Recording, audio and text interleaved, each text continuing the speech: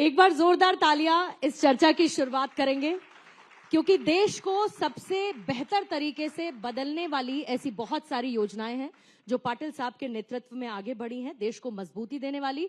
और विकसित भारत के इसी विजन पर आज हम एक बहुत शानदार चर्चा करने वाले हैं। एक बार फिर से सर आपका स्वागत करती हूं। और प्रधानमंत्री नरेंद्र मोदी के बहुत करीबी अगर गिने चुने कोई लोग हैं तो उसमें शामिल है सीआर पाटिल साहब।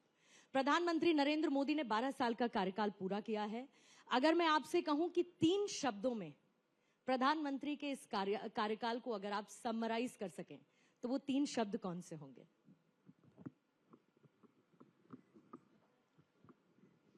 सुरक्षित भारत, विकसित भारत और फ्यूचर में जो महासत्ता बनने के और बढ़ रहा है ऐसा भारत बनाने में माननीय प्रधानमंत्री मोदी साहब का सबसे बड़ा योगदान है। जी सर, 2014 में हमने देखा कि प्रधानमंत्री ने स्वच्छ भारत की अपील की, ब्रांड एम्बेसडर बनाए, और फिर उसके बाद हर घर जल जैसी योजनाएं थी वो सिर्फ प्रधानमंत्री नरेंद्र मोदी के एक बड़े विजन के तौर पर हमने देखी। लेकिन आज जब हम चर्चा करते हैं इसकी उपलब्धियों के साथ, आपको लगता है कि वो ड्रीम प्रोजेक्ट्स आज एक सस्टेनेबल मॉडल में तब्दील हो चुके हैं? माननीय प्रधानमंत्री नरेंद्र मोदी साहब ने विकसित भारत का 2047 का टारगेट दिया है। अगर लोगों के घरों में टॉयलेट नहीं है, महिलाओं को सूर्यास्त के बाद में या सूर्योदय के पहले टॉयलेट के लिए बाहर जाना पड़ता है, उनकी सुरक्षा का प्रश्न आता है, ऐसा भारत कभी विकसित भारत नहीं हो सकता। और इसीलिए सबसे पहले माननीय प्रधानमंत्री श्री नरेंद्र मोदी साहब ने टॉयलेट बनाने का आह्वान किया, सरकार ने पैसा दिया और 12 करोड़ घरों में टॉयलेट बने, जिसके कारण 60 करोड़ लोगों की जो बाहर शौच के लिए जाने की आदत थी वो बदल गई। ये मोदी साहब के सरकार के यहाँ फिगर नहीं है, ये WHO के रिपोर्ट के अनुसार मैं आपको बता रहा हूँ। दूसरी बात कही आपने, हर घर नल से जल की बात है जी। तो मैंने जो कहा वैसा है कि WHO का रिपोर्ट ही कहता है कि ये योजना आने के पहले 9 करोड़ महिला रोज पानी के लिए दूर दराज तक भटकती थी। जो भी पानी मिले, जो भी क्वालिटी का मिले वो लेके आती थी। उसके कारण कई बीमारियां होती थी। रोज उनके 5.5 करोड़ घंटे पानी लेने जाने में आने में उनको लगता था। आज उनका जो समय बचा है वो समय वो अपने बच्चों के लिए, अपने आर्थिक उपार्जन में वो खर्च कर सकती हैं। जो बोझ उठाकर उसको आना पड़ता था उसमें से उसको मुक्ति मिली है। और जो नल से जल आया वो शुद्ध पानी उसके घर में आया, उसके कारण पहले जो गंदा पानी उसको मिलता था उसके कारण जो पूरे देश में अलग अलग गांव में जो बीमारियां होती थी तो सरकार के उस छोड़कर वो अपने आप जो आयुष्य जो पैसा खर्च कर सकते थे वो करीब 8.4 लाख करोड़ रुपया वो अपने दवाइयों के लिए खर्च करते थे। वो 8.4 लाख करोड़ रुपया इसके कारण बचा है। महिलाओं सुरक्षित हो गई, महिलाओं को दूर तक जाने से मुक्ति मिली और अच्छा पानी उनको अपने घर में मिलने लगा। ये अपने आप में बहुत बड़ा काम हुआ है। अभी तक 16 करोड़ घरों में पानी दिया गया है और 2028 दिसंबर तक और 3 करोड़ घरों में पानी देना है, उसके लिए काम चल रहा है।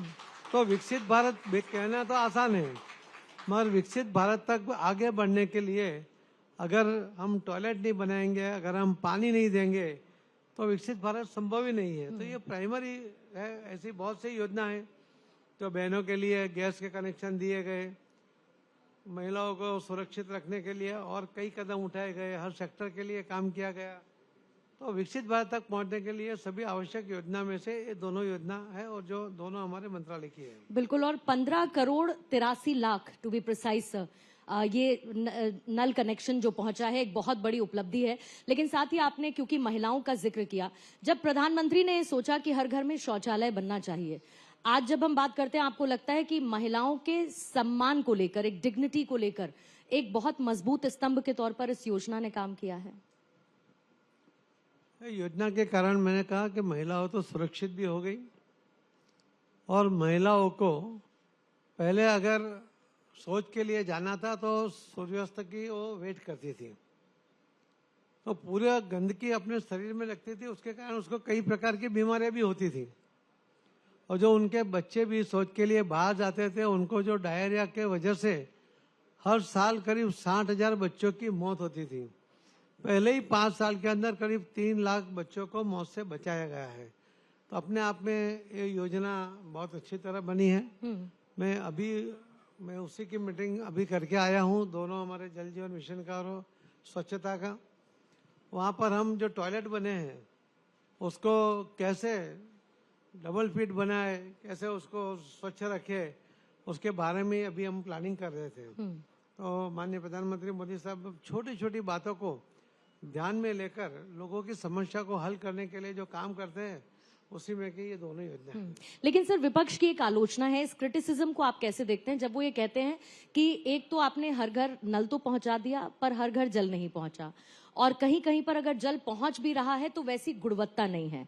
अगर इस क्रिटिसिज्म को हम फैक्चुअली चेक कर सकें, और दूसरा अगर इसमें बदलाव करना हो तो किस तरीके से आपका मंत्रालय इस पर काम कर रहा है? देखिए, जो विरोध पक्ष है उनका काम है विरोध करना, मगर उनको एक सवाल पूछना चाहिए कि 70 साल तक वो सत्ता में रहे तो क्यों सबके घरों में पानी नहीं गया। माननीय प्रधानमंत्री श्री नरेंद्र मोदी साहब ने 2019 में योजना शुरू की। नल है तो जल नहीं, अगर कोई हमें कहता है तो हमें वो गाली लगता है, और इसीलिए हमने अलग अलग योजना बनाकर सिंगल विलेज के आईडी बनाकर उसको पानी पहुंचाए। 15 दिन तक वो गांव में पानी दे। गांव का सरपंच और गांव के लोग जब उसका वीडियो और फोटोग्राफ बनाकर भेजेंगे और सर्टिफाइड करेंगे, जब भी हम उसको पेमेंट करना शुरू किया जी। तो इसके कारण जहां पानी के सोर्स कम पड़ गए थे, वहां भी हमने जो ग्राउंड वाटर से पानी लेते थे, तो हमने राज्य सरकारों को भी कहा कि अभी उसको सरफेस वाटर से पानी लाने की व्यवस्था इस स्टेट गवर्नमेंट का काम है। पानी सब्जेक्ट ही राज्य सरकार का है। माननीय प्रधानमंत्री मोदी साहब ने तो एक सपोर्ट करने के लिए टेक्निकल सहयोग और आर्थिक सहयोग किया है। तो जहाँ ये सोर्स की कमी थी, वहाँ पर भी हमने गांधीनगर में एक बायोसेक की ओर से पूरा सर्वे करवा कर 700 जिलों में, पूरे देश के 700 जिलों में कहाँ पर उन्होंने स्ट्रक्चर बनाकर रेन वाटर हार्वेस्टिंग के द्वारा पानी का स्तर बढ़ाना चाहिए, वो भी हमने सभी को भेजा है। तो ये रेन वाटर हार्वेस्टिंग के साथ ये जल जीवन मिशन भी साथ में जुड़ेगा, या सरफेस वाटर से पानी आएगा तो सबके घर में पानी जाएगा। जो हमारे पास कंप्लेन आई थी, करीब 17,000 कंप्लेन आई थी, उसमें से हमने सबके ऊपर एक्शन लिए। करीब 400 अधिकारी, एक मिनिस्टर अभी भी जेल में है, एक IAS अधिकारी भी जेल में है, और बाकी भी जिसको एक्शन लेना था, जो कॉन्ट्रैक्टर थे उनको ब्लैकलिस्ट करना था, उनसे रिकवरी करनी थी, वो सभी काम हम लोग कर रहे हैं। सर, एक नमामि गंगे मिशन के बारे में हमने 2014 के बाद से लगातार सुना है, और खास तौर पर जब से आपने मंत्रालय की जिम्मेदारी संभाली, और आज जब हम ये चर्चा कर रहे हैं विकसित भारत 2047 को लेके, नमामि गंगे मिशन को सक्सेसफुली आप कैसे देखते हैं? इसको रेट कितना करते हैं कि कितना बेहतर हुआ, कितना बदलाव हुआ? माँ गंगा के प्रति सबके मन में एक भावना है। ये नदी नहीं है, एक भावनात्मक रूप से हम सब लोग उसके साथ जुड़े हुए हैं। 5 राज्यों में से नदी पसार होती है और कई लाखों लोगों को उसमें से रोजगारी भी मिलती है। मगर यही जो गंगा किनारे के गांव है या इंडस्ट्री है, उसके अंदर से जो उसको डस्टबिन बना दिया गया था, आज तक सभी लोगों ने, मैं किसी एक के ऊपर क्लेम नहीं कर सकता, मगर उसको सफाई करने के लिए अभी तक हमारे मंत्रालय ने 211 STP बनाए हैं, और जो भी नदी में गिरने वाला पानी और ट्रीट होके जाए उस तरह की कोशिश कर रहे हैं। अभी हमने 5 राज्यों में से पसार होने वाली इस नदी को हमने ड्रोन से भी सर्वे किया कि अभी तक छोटा भी नाला अगर कहीं से आता हो तो उसको भी टैप करके वो पानी बिना ट्रीट के नदी में नहीं जाना चाहिए, उसके ऊपर हम काम कर रहे हैं। पश्चिम बंगाल में भी आपको पता है कि वहाँ की सरकार का सहयोग नहीं मिल रहा था, हमें STP बनाने के लिए जगह नहीं मिल रही थी। मैं अभी लास्ट वीक में मैं वहाँ के मुख्यमंत्री शुभेंद्र अधिकारी जी को मिला था, और उन्होंने कहा कि हम जल्दी से ही वो जगह उपलब्ध करवा देंगे, तो वो भी STP बन जाएगा, तो वो नदी का जो अभी जो हिस्सा पानी वहाँ गंदा जा रहा है वो भी बंद हो जाएगा। हमने सभी जो वहाँ पावर प्लांट है, करीब 63 पावर प्लांट इस नदी के ऊपर है, उन सबको कहा है कि आपको टर्सरी ट्रीटेड वाटर यूज करना पड़ेगा। आप सीधा नदी में से पानी नहीं ले सकते। तो इस तरह से जो भी एक्शन लेना है उसके ऊपर हम काम कर रहे हैं और मुझे विश्वास है कि माननीय प्रधानमंत्री मोदी साहब की ये योजना वो आने वाले दिनों में बिल्कुल सफल होगी और माँ गंगा बिल्कुल स्वच्छ हो जाएगी। बिल्कुल, और माँ गंगा का आशीर्वाद सब पर यूं ही बना रहे, इस बात की उम्मीद हम करते हैं। लेकिन आपने दो बड़ी अच्छी बातें कही सर। एक तो अंडरग्राउंड वाटर लेवल, उससे आप लोग पार पाने की कोशिश कर रहे हैं उस चुनौती से। दूसरा रेन हार्वेस्टिंग की आप बार बार लगातार बात कर रहे हैं। लेकिन हम ये देखते हैं कि क्लाइमेट चेंज जैसी चुनौती भी हमारे सामने है और इसी क्लाइमेट चेंज की वजह से कई जगह बाढ़ जैसी स्थिति पैदा होती है तो कहीं पर सूखा होता है। तो जो हमारी जल नीति है वो इन दो चुनौतियों के लिए खुद को कैसे तैयार कर रही है? आपने जो कहा उसके पहले मैं आपको कहना चाहूँगा कि 6 सितंबर 2024 को माननीय प्रधानमंत्री मोदी साहब ने सूरत में एक वर्चुअल कार्यक्रम में आह्वान किया था। उन्होंने कहा था कि जल संचय जन भागीदारी से जन आंदोलन में परिवर्तित करना चाहिए और साथ में भी कहा था कि कर्म भूमि से मातृभूमि के लिए पानी में सहयोग करना चाहिए। राजस्थान के जो व्यापारी सूरत में रहते हैं उन्होंने 40,000 स्ट्रक्चर राजस्थान में अपने पैसों से बनाए, 35,000 स्ट्रक्चर मध्य प्रदेश में बनाए और बिहार के 10 जिलों में हर गांव में 4 स्ट्रक्चर बनाए। और मैं इसे आगे जाके कहूँगा कि हमारा टारगेट था, पहला टारगेट था 31 मई 2025 तक का 10 लाख स्ट्रक्चर बनाने का। हम 27,50,000 स्ट्रक्चर बना पाए। हमने नया टारगेट लिया था 1 करोड़ का, हम 1,55,00,000 स्ट्रक्चर बना पाए जो लोगों के सहयोग के साथ और मनरेगा में से भी सहयोग लेते हुए बनाए। माननीय प्रधानमंत्री मोदी साहब ने कहा कि इतने लोग जो सहयोग कर रहे हैं तो सरकार की ओर से भी कोई सहयोग होना चाहिए। उन्होंने मनरेगा के अंदर इसको समाविष्ट करते हुए कृषि मंत्री श्री शिवराज सिंह जी को निर्देश दिए थे और उसमें से भी सभी कलेक्टरों ने करीब 48 लाख स्ट्रक्चर वहाँ से भी बनाए। मैं मानता हूँ कि जब तक हम जो पानी यूज़ करते हैं हम अपने मानते हैं कि हमारा पानी हमारा अधिकार है, मगर ये अगर ज़मीन में से हम पानी निकालते हैं तो बहुत बड़ी समस्या करेंगे, क्योंकि हमारे यहाँ बारिश होती है 4,000 BCM, हमारी आवश्यकता है 1120 BCM की और 2047 तक हमारी आवश्यकता बढ़ेगी 1180 BCM की। हमारे पास 6,500 डैम होने के बावजूद नदी नाला सब मिलाकर हमारी जल संचय की कैपेसिटी सिर्फ 750 BCM की है। हम जमीन में से पानी दोहन करते हैं, उसके कारण उसका स्तर नीचे जा रहा है, उसकी क्वालिटी बिगड़ रही है।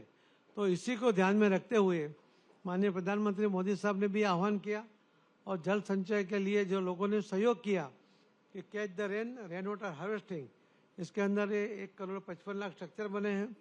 हमारे पहले 27 लाख स्ट्रक्चर में करीब 2.4 BCM पानी जमीन में गया था। अभी हमने 6 गुना स्ट्रक्चर बनाए हैं। मुझे लगता है हम 10 से 12 BCM बारिश का पानी जमीन में उतार पाएंगे। तो ये समस्या, जैसे हम डैम में बनाते हैं तो डैम बनाने में 25 साल लगते हैं, 25,000 करोड़ से ज़्यादा पैसा लगता है, तो हमारे पास उतना टाइम नहीं है।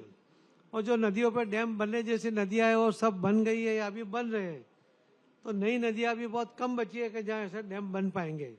और डैम बनने के बाद हम कैनाल से पानी देते हैं तो कैनाल के अगल बगल के गांव में या खेतों में तो पानी मिल जाता है, मगर जहाँ दूर दरार के गांव हो या खेत हो वहाँ पानी नहीं मिलता। तो वहाँ पर अगर हम रेन वाटर हार्वेस्टिंग का उपयोग करते हैं तो उनको जो पानी की आवश्यकता है वो पानी उनको वहाँ पर मिल जाता है। और इसीलिए जो शहर के लोग हैं उनको करीब पर हेड 125 लीटर पानी मिलता है, गांव में करीब 55 लीटर पर हेड पानी मिलता है। अगर एक छोटा घर है, 4-5 लोग रहते हैं तो भी वो 300 लीटर पानी रोज का यूज करता है। वो एक साल में करीब 2 लाख लीटर पानी यूज कर लेगा। और वो पानी अगर जमीन में डालेगा नहीं तो ऐसा होगा कि बैंक में हमारी जो FD होती है उसका हम इंटरेस्ट यूज करें जब तक तो FD आपकी सलामत है, और जब हम FD तोड़ देंगे तो हमारे पास क्या बचेगा। उसी तरह पानी जो हमारे पास स्टोर है वो हमारे आने वाली पीढ़ी के लिए है, वो पानी को हमें यूज करने का कोई अधिकार नहीं है। इसीलिए हमने माँ धरती माता से जो पानी लिया है उसको वापस डालने की जवाबदारी हमें लेनी पड़ेगी। हमारे घर से, हमारे बंगला हो, अपार्टमेंट हो, ऑफिस हो, फैक्ट्री हो, वहाँ पर से कोई भी पानी बहकर बाहर नहीं जाना चाहिए और जमीन में ही उतारना चाहिए। उसी के लिए सबने संकल्प अगर हम करेंगे तो पानी की बचत होगी और बहुत बड़ा काम उसके अंदर हो पाएगा। बिल्कुल, और एक उपलब्धि का जिक्र करते हुए इस चर्चा को समाप्त करूंगी, क्योंकि कल ही पाटिल साहब ने एक बहुत इंपॉर्टेंट मीटिंग की है और शेखावटी जैसे इलाके जहां पर यमुना के पानी का बेसब्री से इंतजार होता था, 30 साल से उस पानी का इंतजार था, जिसे लेकर एक MOA साइन किया गया है और जिससे शेखावटी जैसे इलाकों को पानी की उपलब्धता को लेकर एक बड़ी उपलब्धि उनके लिए मानी जानी चाहिए। बहुत बहुत शुक्रिया सर, इसी तरीके से आपका मंत्रालय काम करता रहे और विकसित भारत में योगदान देता रहे। बहुत बहुत धन्यवाद, नमस्कार। Thank you so much sir.